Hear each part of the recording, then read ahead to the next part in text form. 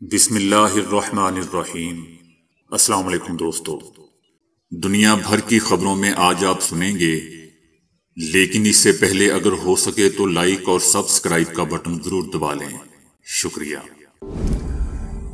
بھارت کے ساتھ تعلقات انتہائی خراب ہو سکتے ہیں، امریکہ۔ عمران خان کے خلاف عثمان ڈار بھی وعدہ معاف گواہ بننے جا رہے ہیں، ذرائع۔ پاکستان سے غیر قانونی افغانیوں کا انخلاء شروع۔ امن کا نوبیل انعام ایران کی نرگس محمدی کے نام۔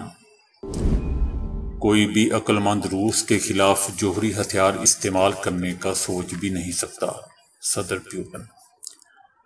بوڑھے حکمراں امریکہ کے لیے وبال جان۔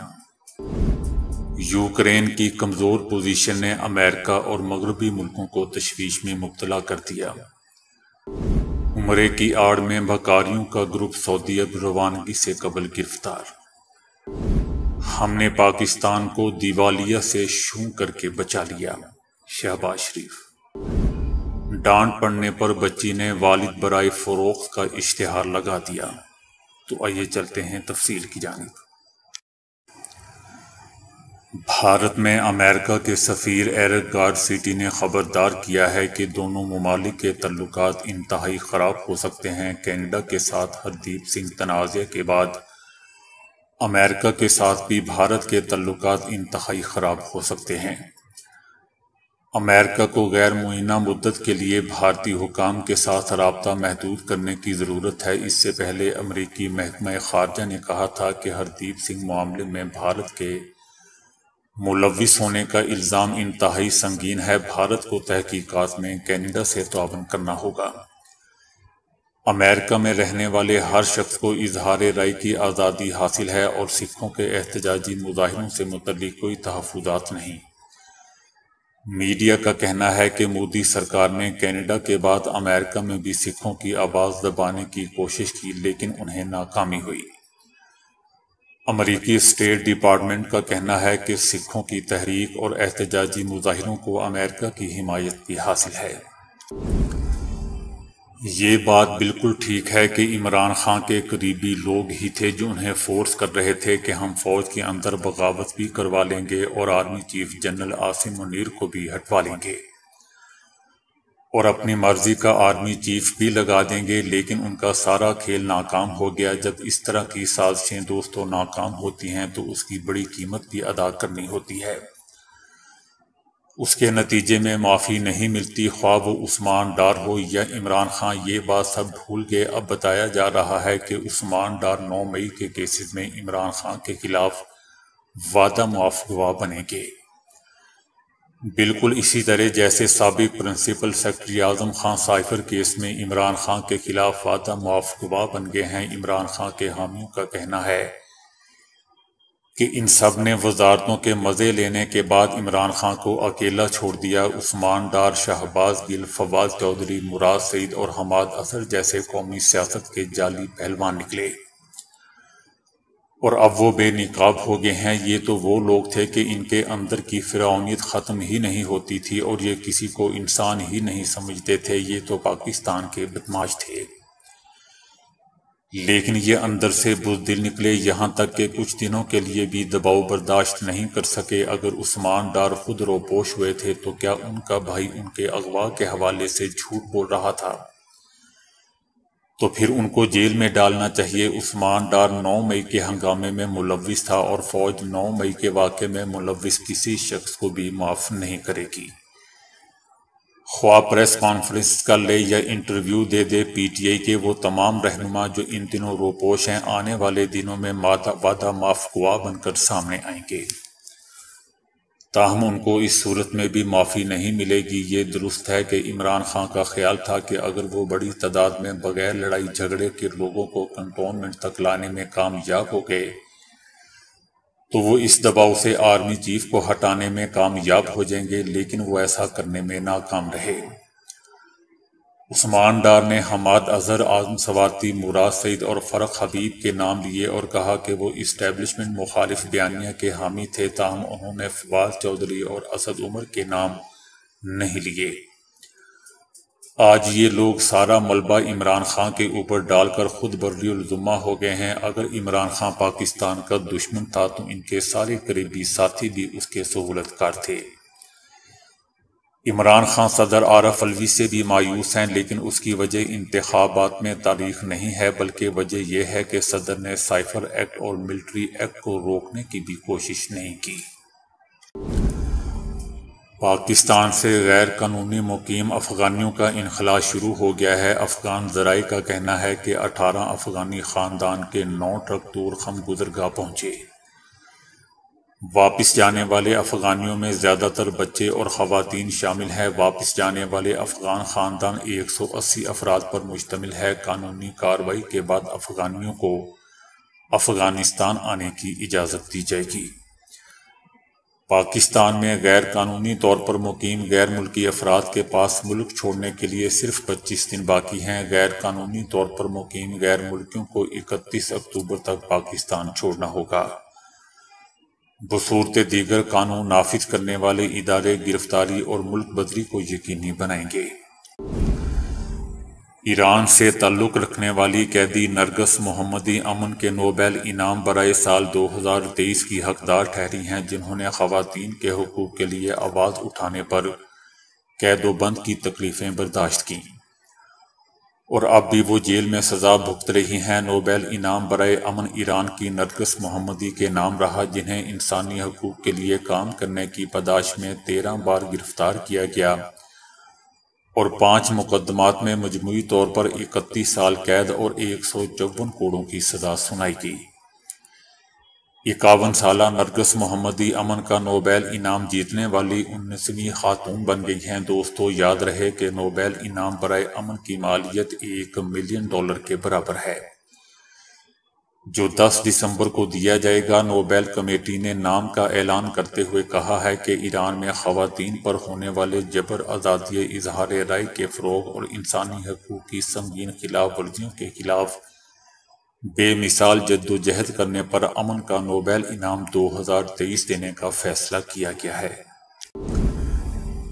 روسی صدر کا سوچی شہر میں ایک اجلاس سے خطاب کے دوران کہنا تھا کہ روس نے جوہری صلاحیت کے حامل کروز میزائل کا کامیاب تجربہ کیا ہے۔ جوہری صلاحیت سے لیس کروز میزائل کا کوئی مقابل نہیں۔ صدر پیوٹن کے مطابق روس کو اپنا جوہری نظریہ تبدیل کرنے کی ضرورت نہیں ہے۔ صدر پیوٹن نے کہا کہ ان کا ملک 3 دہائیوں بعد دوبارہ سے جوہری تجربات شروع کر سکتا ہے۔ کوئی بھی عقل مند شخص روس کے خلاف جوہری ہتھیار استعمال کرنے کا سوچ بھی نہیں سکتا۔ حال ہی میں امریکی میڈیا نے ایک کارٹون شائع کیا ہے جس میں امریکی صدارتی امیدواروں کو بیساکھیوں کے سہارے کرسی اقتدار کی طرف بے تابی سے بڑھتے ہوئے دکھایا گیا ہے۔ اس وقت 2024 کے الیکشن کی دوڑ میں 17 صدارتی امیدوار وصل بچنے کے انتظار میں ہے۔ اس مقابلے میں 80 سالہ جو بائیڈن، 77 سالہ ٹرمپ، 81 سالہ نینسی اور ایوان نمائندگان کے 83 سالہ ایک ڈیموکریٹک رکن بھی شامل ہیں۔ ایسے میں جہاں ایک طرف امریکی عوام کے سر پر آنے والا امریکی صدارتی انتخاب کھڑا ہے، وہاں دوسری جانب امریکی عوام کے ذہنوں پر جو شے اس وقت مسلط ہے وہ اس کے صدارتی امیدواروں کا بڑھتا ہوا بڑھاپا ہے۔ امریکہ کی گزشتہ 40 سالہ تاریخ میں اقتدار کو اس قدر عمر رسیدہ اہل اقتدار کا وصل نصیب نہیں ہوا۔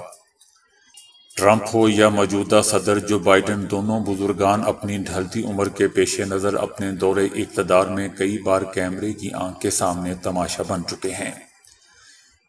لیکن اقتدار کی جنگ میں عمر کو نہیں بلکہ جذبے کو دیکھا جاتا ہے۔ صدر جو بائیڈن صاحب کو کئی بار محفل میں غنودگی کے عالم میں دیکھا گیا، جیسا کہ اسکاٹ لینڈ کے ایک اہم سربراہی اجلاس میں ان کا اونگنا اور سو جانا، وائٹ ہاؤس کے باغ میں کھو جانا یعنی گم ہو جانا، خود کلامی کرنا اور ہاتھوں سے اشارے کرنا گویا کسی مخلوق سے باتیں کر رہے ہوں، اپنے قریبی دوستوں کے نام بھول جانا، ایک ضیافت میں ریاست انڈیانا کے نمائندے جیکی کو بھیڑ میں تلاش کرنا، ایسے میں جبکہ وہ ایک ہفتے قبل ٹریفک کے ایک حادثے میں مارے جا چکے تھے۔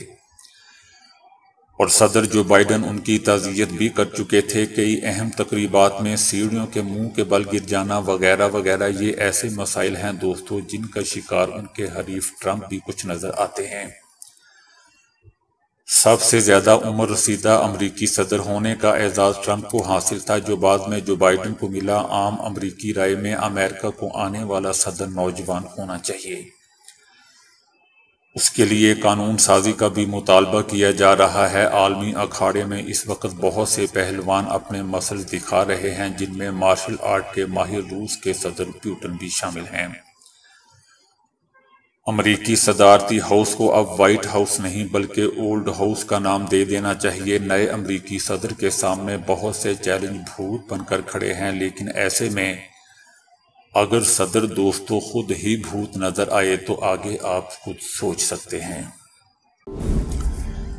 امریکہ اور مغربی ملکوں کی جانب سے بڑے پیمانے پر یوکرین کو ہتھیار دینے کے باوجود اس جنگ میں یوکرین کی کمزور پوزیشن نے امریکہ اور مغربی ملکوں کے حکمرانوں کو تشویش میں مبتلا کر دیا ہے۔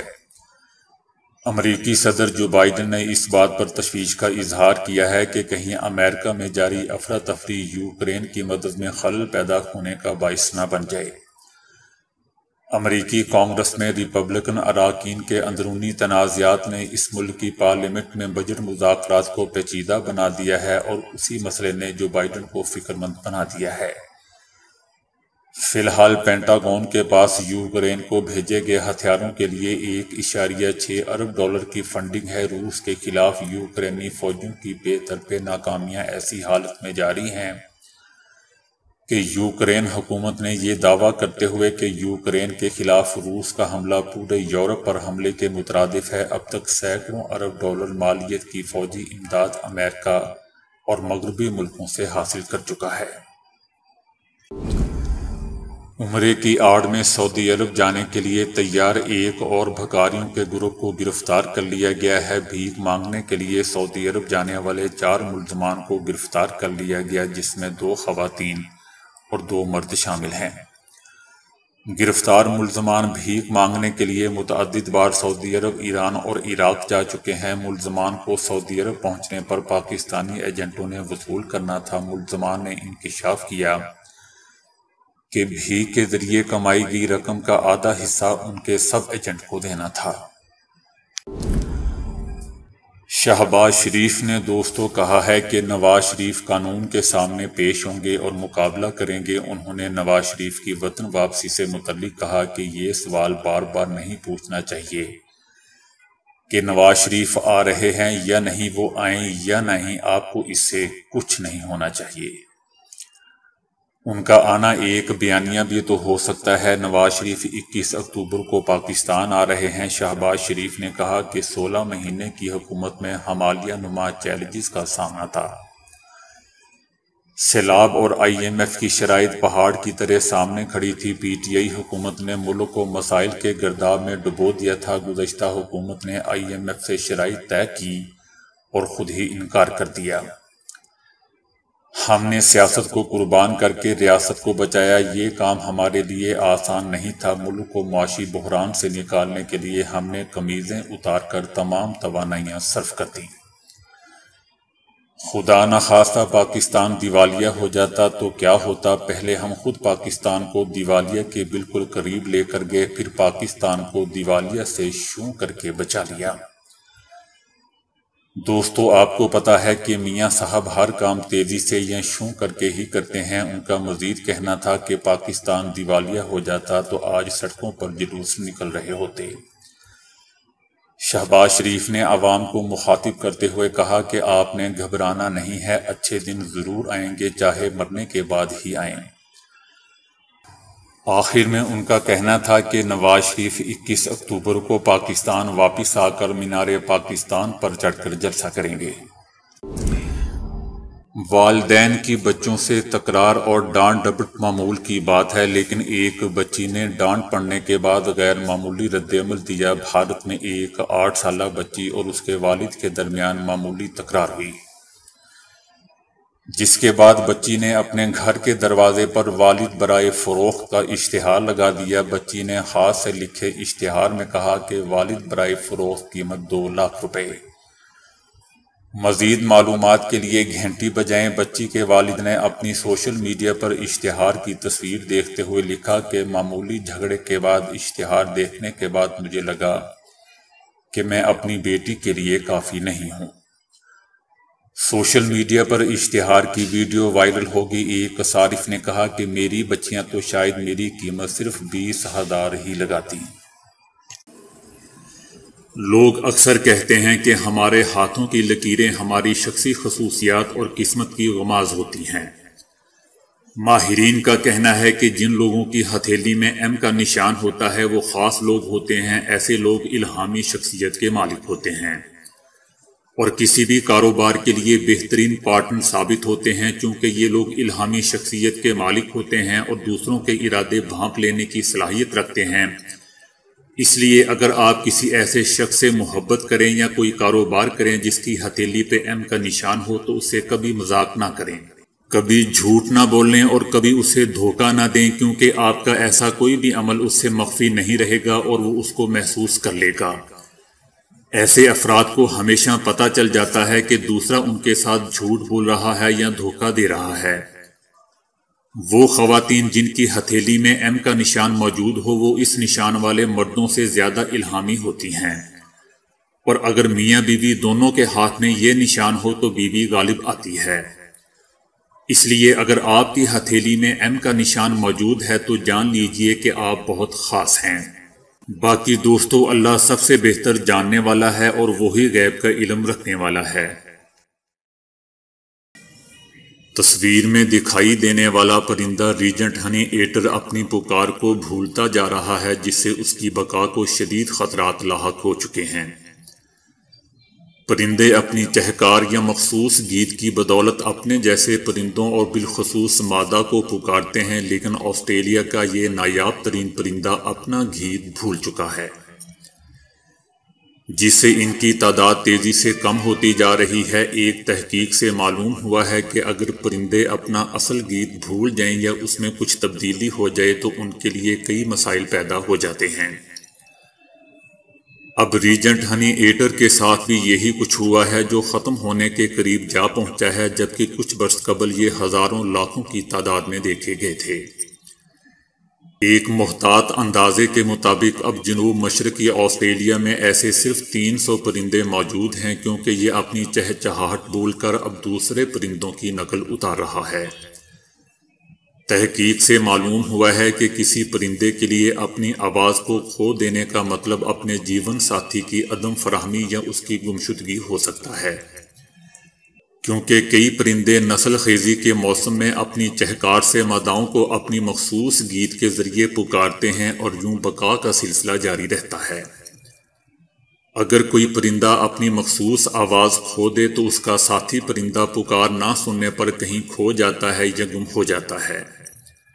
ریجنٹ کی تعداد بہت ہی کم رہ گئی ہے اور اپنی چہچہاہٹ بھول جانے سے وہ ماداؤں کو نہیں بلا پا رہے۔ جب ریجنٹ ہنی ایٹرز کے انڈوں سے بچے نکلتے ہیں تو نر کافی عرصے تک خاموش رہتا ہے تاکہ اس کی صدا سن کر دیگر پرندے گھونسلے کی جانب راغب نہ ہوں، اور یہ خاموشی طویل ہوتی جا رہی ہے، جس کی وجہ سے وہ اپنی آواز کھو چکا ہے۔ اس تحقیق کے لیے جنگل اور پنجروں میں رکھے سینکڑوں پرندوں کی آوازیں سنی گئی اور 1986 سے موجود ریکارڈنگ سے ان کا موازنہ کیا گیا ہے۔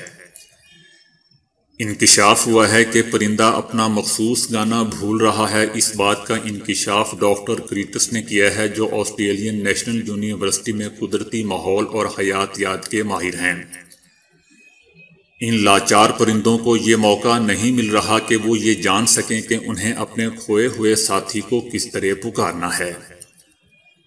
اب ان پرندوں کی بھولی بسری پکار دوبارہ یاد دلانے کے لیے بچپن کے اصل گیت سپیکر پر سنائے جا رہے ہیں۔ ماہرین پر امید ہیں کہ اس طرح نر پرندے اصل پکار سیکھ جائیں گے، اور جب انہیں جنگل میں چھوڑا جائے گا تو وہ اپنی مادہ تک اپنا اصل گیت پہنچا سکیں گے۔ تاہم دوستو، اس کا فیصلہ وقت ہی کرے گا۔ تو دوستو، ابھی کے لیے اتنا ہی۔ ویڈیو کو لائک اور شیئر کرنے کا بہت بہت شکریہ۔